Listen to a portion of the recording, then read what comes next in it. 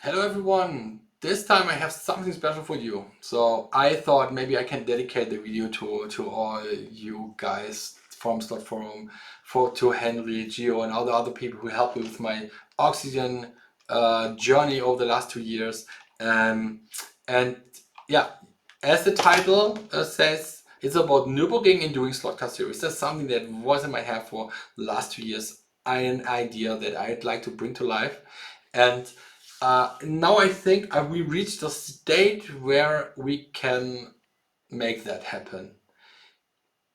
Just to point out, this is not about the Nürburgring track. It's not about the Nordschleife. We will. There's no chance anyone here that I can set up a huge track like that for that kind of race. No, the basic idea that I have is I'd like to yeah, to bring the spirit of that series into slot racing hobby. Right, that's the idea. So all the different aspects that makes the Nürburgring doing the series so special, I'd like to carry over to the Slotcar world. That's the idea, yeah. And I thought of a couple of different bullet points that I'd like to take off in the end, which are very relevant to transport to bring the idea to the Slotcar world. So it's a championship. First of all, it's not a single race event. It's a championship that I'd like to have with my drivers starting from fall. We would test everything that you will see today in over summer, and I hope I get feel a lot of feedback from you guys with all your experience. That would really help me putting that all together. So we have a championship. It consists of 6 races, and each of those races will last for 120 minutes each. Does not sound very special, but it's not a team race. It's single driver action. So no teaming up. You have to stand there on your own for 2 hours straight. And the only pause that you can get is when you have your car in the pit and for refueling or something, maybe 30 seconds break or something. We have to figure out how long that might take. So people are capable of it. Anyway, I think that is the biggest challenge for my drivers. Yeah, definitely. So in the end of the championship, we discard one result, so we end up with 5 counted results. What's also super important, I think, is that we have an overall ranking or overall for all classes in the NLS.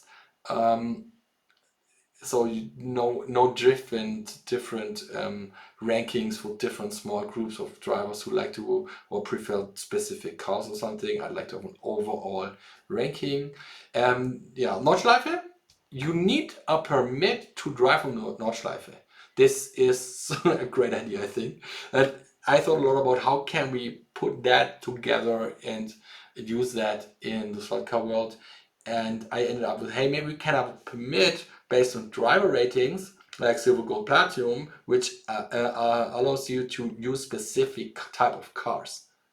So I will show you in a second how that works. But basic idea is, and this goes hand in hand with the next point, additional points for safe driving. If a driver drives safely, right, he can make his way up in the rating. So he reaches, let's say, gold status. And with gold status, he's allowed to drive GT3 cars. If you don't have that reach, you cannot drive GT3 cars. So I think that this has two effects. First, it prevents putting a beginner's driver into a LMP car and doing the race for everyone by causing tons of track calls because I have no marshals, right? So no marshals is the worst thing you can have in races with a lot of participants. I 100% agree, and we had a long debate about in the forum on the forum how to solve that problem. We always thought about, hey, how can we punish drivers so they really understand that this is critical. This time I tried to the other way around. Additional points for safe driving, so you can get a huge amount of points for your championship by having less errors. Then for sure it's a multi-class race with different vehicles. So basically we added some vehicles that do not really fit 100% to the theme, like the LMP cars, but everyone loves the LMP cars, the new hypercars scale up to launches currently. Then we have SP9, which transfers to the GT3 cars Euro series from this car. We have SP10. SP10 is basically GT4 Pro from this car. TCR is the touring cars from this car. So I rely on heavily on all those tested formulas that are around. Then touring car legends, I added that because touring car legends are part of the program of the Nürburgring 24-hour race, and it's basically the Slot.it classic DTM cars that we have been driven the last months, and it worked really, really well. And the key for that series, and that's also part of the spirit for the original, is that it is accessible. Accessibility is absolutely key. So I don't like to have everyone to buy new cars and make things more complicated as it has to be. So when you have a classic DTM car from our last season, you can bring that and drive that in the new one. I think that's really important. And SPX stands for special vehicles. So basically the idea is you can bring whatever car you like. I don't care, any kind of car you like.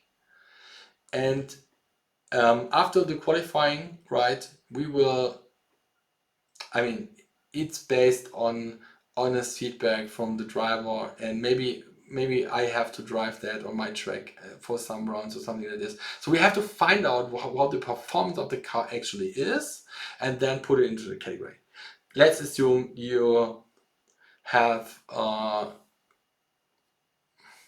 maybe we have a car that does not fit in any of those kind of categories.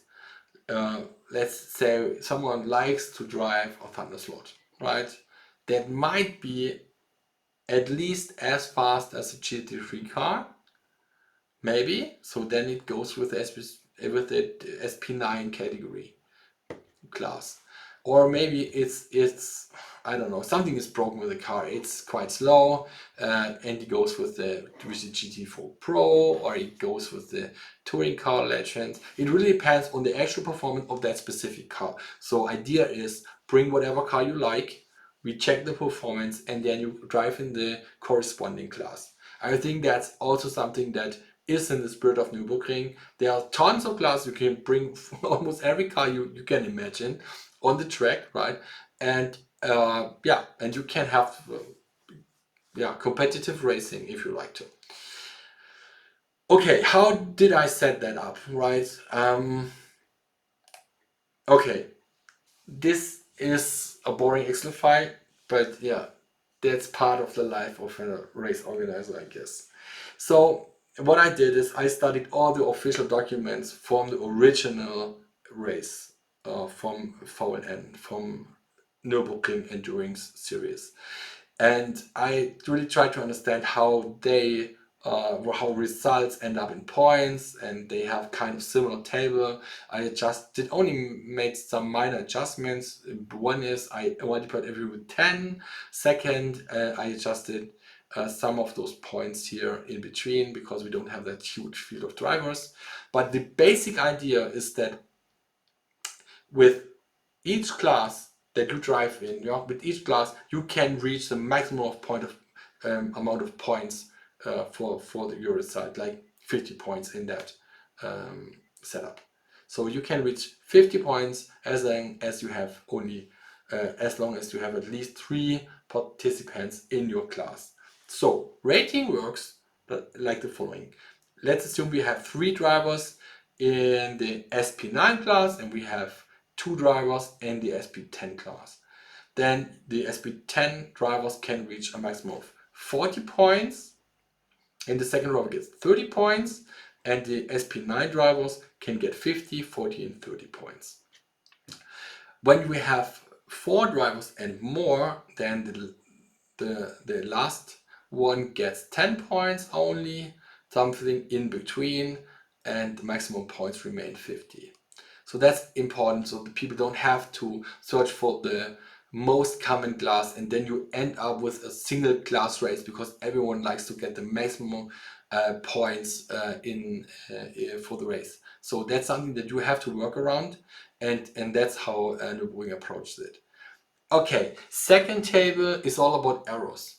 Errors in racing. As I said, let's assume we managed to drive alone with a Thunder Slot in the SPX class, which is possible, on our own, and we managed to drive for 2 hours at medium speed, right? It will still be exhausting, I guess, and we do not have a single accident, no error. So basically errors means everything that you can imagine that might get a penalty for, right? D-slot for overpacing, unsafe release, pushing someone off track, such things will result in error, and maybe a small panic like a drive-through or something, just to consider what you have done. And then you get points, right? And if you manage to get through the race with 0 errors, you get a victory for free. It's like 50 points, which is huge from my point of view. Okay, and then yeah, after each race, the average amount of errors for all the races you attended will be calculated. Let's assume first race we did 4 errors and then we did 8 errors. So with the average of both will be 6. So the third race we will start with an average of 6, which lead to our status of gold driver.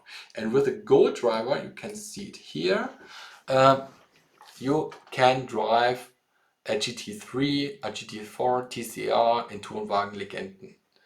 Yeah, I mean, this has to be the same naming like here, but you get the idea, right? So basically you can make your way all the way up to the right. That's what I mentioned before. Yeah, that's it. That's the basic idea and that's how it works. Please let me know what you think about it. I know that it's a shame that I cannot set up a huge race with the Nordschleife. Maybe in the future, but for now I'm happy to have a formula that is in the spirit of the series. And yeah, I post the video on Slot forum. See you there, guys. Thank you very much and see you soon. Bye.